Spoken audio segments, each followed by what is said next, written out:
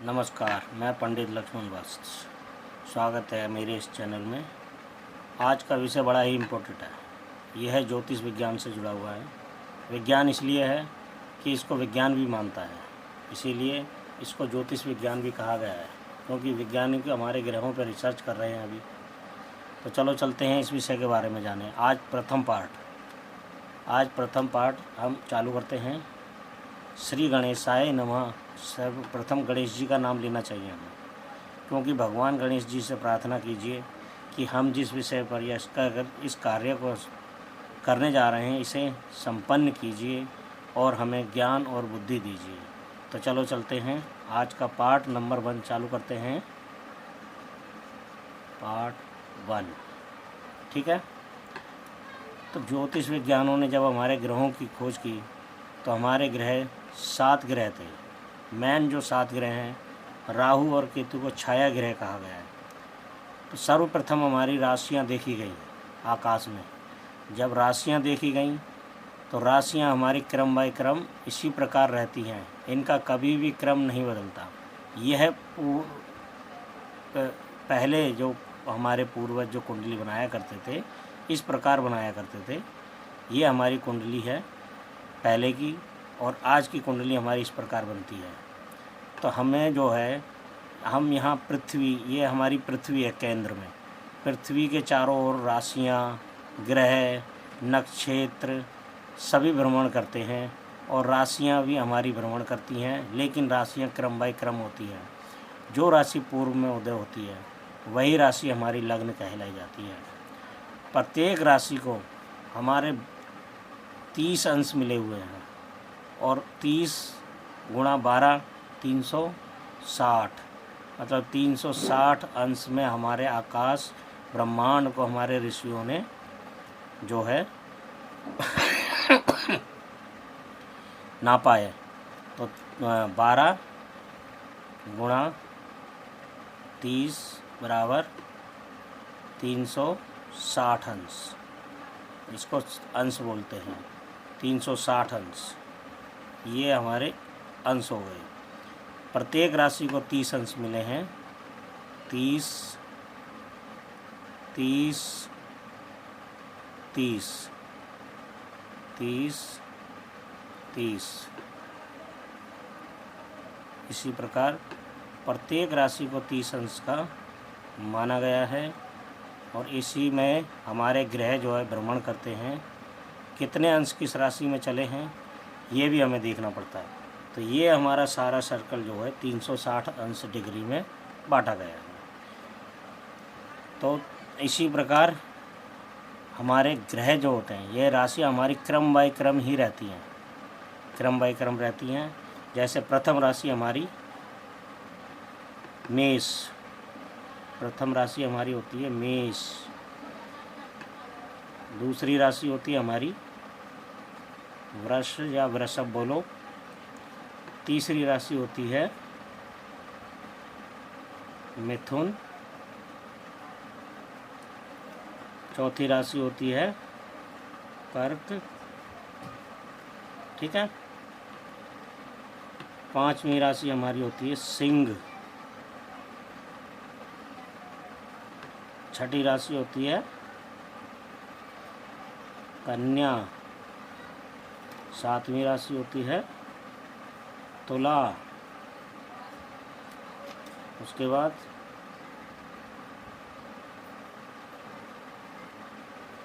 वृश्चिक,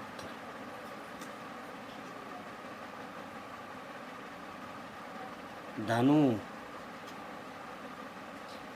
मकर,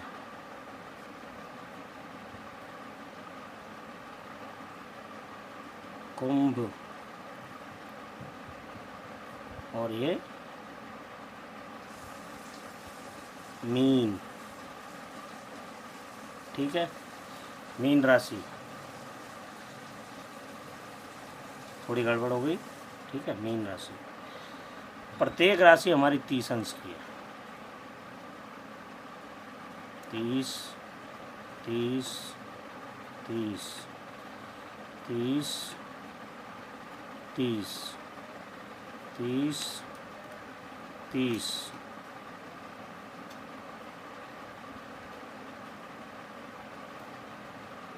30 ब्रह्मांड हमारा 360 डिग्री में है, पूरा गोल राइफल चक्कर। ठीक है। हर राशि को 2 ग्रह मिले हैं, 7 ग्रह होते हैं हमारे। 7 ग्रह मेन कौन कौन से होते हैं? सूर्य, चंद्र, मंगल, बुध, गुरु जिसको बृहस्पति बोलते हैं, गुरु, शुक्र, शनि। जो हमारे ये 7 ग्रह हैं, इनको हमारी राशियों का स्वामी बनाया गया है। स्वामी जो बनाया गया है हमारी राशियों का, किसी को 2 राशि मिली है, किसी को 1 राशि मिली है। तो अब हम बताएंगे 1 राशि और 2 राशि किसको मिली है। यहाँ से स्टार्ट करते हैं। कभी भी सरलता से याद करनी है आपको, तो 5 नंबर से स्टार्ट कीजिए। ठीक है। राहु, केतु, ये छाया ग्रह हैं। इनको ग्रहों में इनको कोई राशि नहीं मिली है, ये छाया ग्रह हैं। तो मेष राशि के स्वामी कौन हुए? मंगल। वृषभ के शुक्र। मिथुन के बुध देव को मिली है ये राशि। कर्क राशि हमारी चंद्रमा को मिली है। सिंह राशि सूर्य को। इसी प्रकार कन्या राशि बुध। तुला राशि फिर से शुक्र देव को मिली है। और वृश्चिक राशि मंगल देव को मिली है फिर से। धनु राशि हमारी मिली है गुरुदेव को। मकर और कुंभ शनि देव को।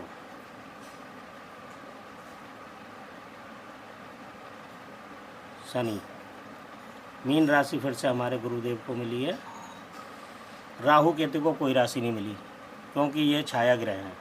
ये हमारे छाया ग्रह हैं। ऋषियों ने जब हमारे ग्रहों का भ्रमण किया और हमारे ग्रहों की खोज की, तो उन्हें 2 ग्रह छाया ग्रह भी मिले, जिनका नाम राहु और केतु रखा गया। तो इस प्रकार हमारे ग्रहों को दो राशि मिली हैं। मंगल देव को, शुक्र देव को 2 राशि मिली है, बुध देव को 2 राशि मिली है, चंद्र देव को 1 राशि और सूर्य देव को 1 राशि। राशियों को याद करने का सबसे सरल तरीका, अब हम चलते हैं कुंडली पे, जो कि भाव होते हैं। भाव जो है, जब हमारी कुंडली को, हमारे आकाश को 12 भागों में बांटा गया, तो भाग तो हमारे फिक्स रहेंगे। भाग मतलब भाव हमारे फिक्स रहते हैं, क्योंकि वो आकाश बांटा हुआ। आकाश कभी भ्रमण नहीं करता, इसलिए आकाश को 12 भागों में बांट करके उनको फिक्स करा गया। उसमें राशि चलायमान होती हैं, ग्रह चलायमान होते हैं, नक्षत्र चलायमान होते हैं। तो ये हमारा पूर्व में प्रथम भाव, ये केंद्र होता है। प्रथम भाव, इसको बोलते हैं द्वितीय भाव, तृतीय भाव, चतुर्थ भाव, पंचम भाव, षष्ठम भाव, सप्तम भाव, अष्टम भाव, नवम, दसम, एकादश, द्वादश। ये भाव हमारे फिक्स रहते हैं। इन भावों से क्या क्या देखा जाता है, ये भी मैं आपको बताऊंगा। पूर्व में जो राशि उदय होती है, वही हमारी लग्न राशि कहलाती है। इसको हम पश्चिम,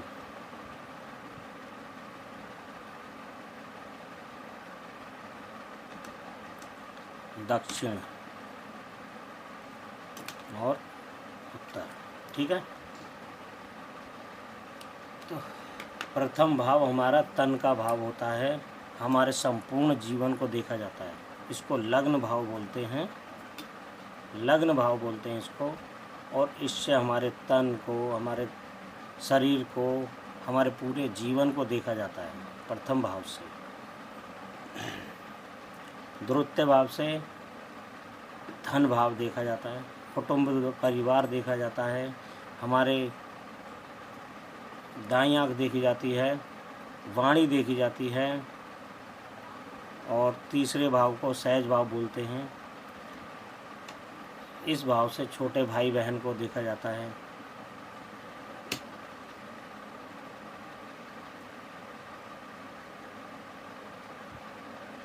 पराक्रम को देखा जाता है, साहस को देखा जाता है, और धैर्य को देखा जाता है। चतुर्थ भाव से इसको मातृ भाव भी बोलते हैं। इससे माता का सुख देखा जाता है, प्रॉपर्टी का सुख देखा जाता है,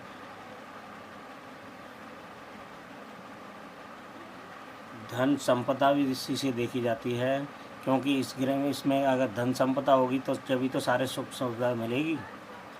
ये हमारा संतान भाव है। इससे संतान देखते हैं, बुद्धि देखते हैं, विद्या देखते हैं कि हमें कितनी विद्या मिलेगी। यह हमारा भाव ठीक नहीं है, छठा भाव। छठे भाव से रोग, ऋण, कष्ट देखे जाते हैं।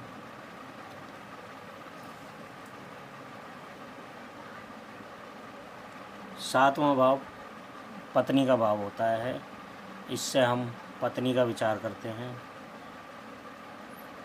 रोज व्यवसाय का विचार करते हैं, रोजमर्रा की कमाई का।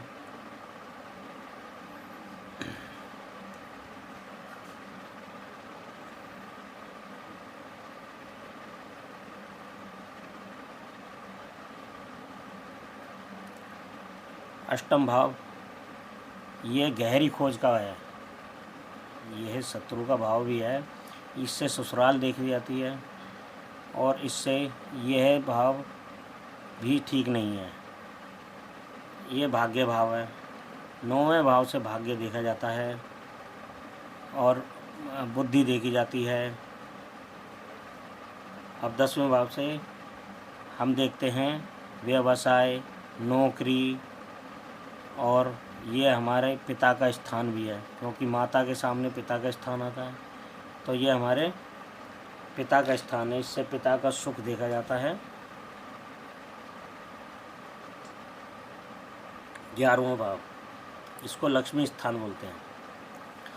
इससे धन हमारे जीवन में कितना आएगा वह देखा जाता है, और यह हमारे पुत्र वधू का घर भी है, क्योंकि यहाँ से 7वां पड़ता है, यहाँ से पुत्र वधू देखी जाती है।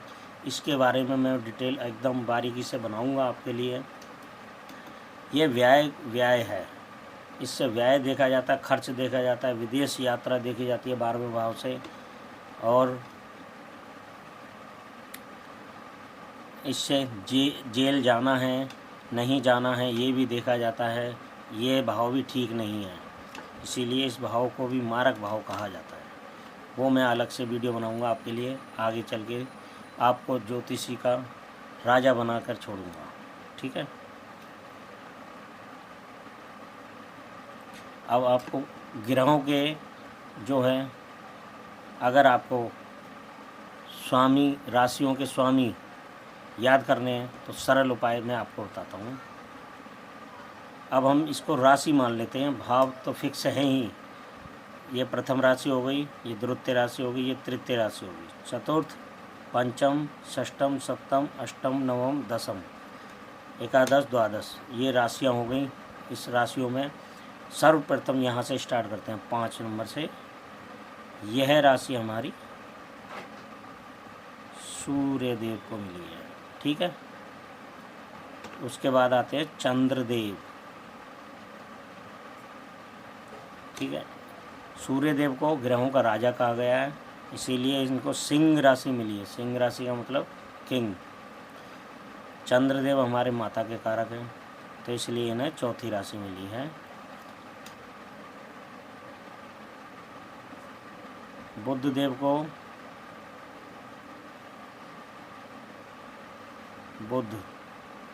बुध देव को 2 राशि मिली हैं, बुध, शुक्र,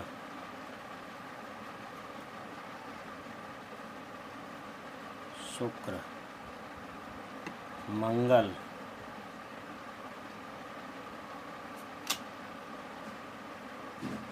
मंगल देव को 2 राशि हैं, मेष और वृश्चिक। गुरुदेव को 2 राशि मिली हैं, 9वीं और 12वीं।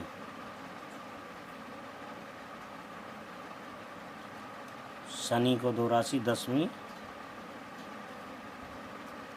और 11वीं। ठीक है, आप इस प्रकार राशियों के स्वामी को सरलता से याद कर सकते हैं। यहाँ से आप स्टार्ट करिए। 5 नंबर सूर्य देव को, 4 नंबर चंद्रदेव को राशि मिली है, बुध देव को 3 और 6, शुक्र देव को 2 और 7, मंगल देव को 1 और 8, गुरुदेव को 12 और 9, 9 और 12 बोलो, चाहे 12 और 9 बोलो, शनि देव को 10 और 11। ठीक है, आप इस तरीके से सरलता से याद कर सकते हैं। आशा करता हूँ आज का टॉपिक आपको अच्छा लगा होगा। दूसरी वीडियो में हम आपको बताएंगे कि कैसे कुंडली का विभाजन और कौन ग्रह मित्र है, कौन शत्रु है, ये है आपको मैं बताऊंगा। धन्यवाद। मेरे चैनल को सब्सक्राइब करें, शेयर करें, लाइक करें और बेल आइकन को अवश्य दबाएं। धन्यवाद।